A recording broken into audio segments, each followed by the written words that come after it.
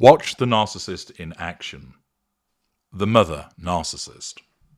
Hello, I'm H.G. Tudor. I'm continuing my series, Watch the Narcissist in Action, because it's an excellent means of enabling you to understand how the narcissist behaves with real-life examples. I provided you, if you've not already watched it, I recommend that you do. There's a succession of videos labelled Watch the Narcissist in Action, which provide you with interactions between a low-mid-range narcissist and his intimate partner primary source victim.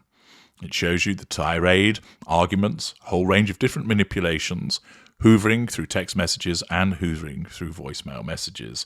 It's extremely instructive. We're now going to shift tack. This is another video analysis which relates mainly to an overheard conversation that is being recorded that takes place between a narcissist mother, a golden child, and a scapegoat child. This provides you with an alternative interaction and dynamic to understand the different types of manipulations that are utilized by this particular type of narcissist. Although the romantic narcissist is the one that most people often talk about and is often viewed as causing the most harm to people, those who've been a child of a parental narcissist would probably argue that what has happened to them can actually be worse than a romantic situation. Whilst in a romantic situation you may have children together, put your money together, have a household together, you're an adult. And whilst it may be difficult, you still have the opportunity to take steps to protect yourself. Where you are the victim of a parental narcissist, where you are in the age of minority, it's far more difficult for you to take steps to protect yourself. You may have even less idea what's going on. The fact is that the person who's meant to be your primary caregiver is failing in that role, leaving you even more confused. Your worldview is shaped by your parents. And therefore, a narcissist parent, or where there are two, creates a particular warped view of the world because that's all that you know when you're a child. As you get older, of course, you have the influence of teachers, friends, other relatives. But by that stage, the impact and damage may already have been done. The parental narcissist holds a particular level of control over a child by virtue of the fact that they're physically stronger, that they are ostensibly, at least to begin with, more intelligent, that they hold the purse strings, that they are the one that places the roof over the child's head, that they are the individual that provides food, warmth, water, etc. The parent controls who the child will see, particularly at a young age. And therefore, the impact upon an individual from a parental narcissist is substantial.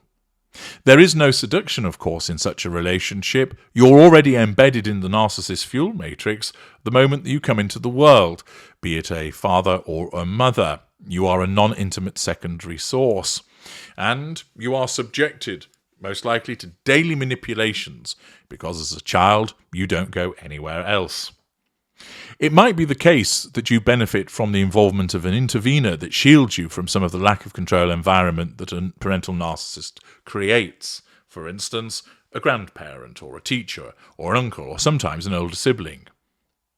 Nevertheless, in this instance, you're going to witness whereby the scapegoat is undertaking the recording whilst a conversation takes place between the parental narcissist and the golden child. It is instructive in terms of the attitude of the parental narcissist, her worldview, and the various manipulations that she utilizes. There isn't actually much to see, and it's actually quite difficult to hear what is being said. But fortunately, there are subtitles which will appear on the screen so that you will be able to comprehend what is actually being discussed.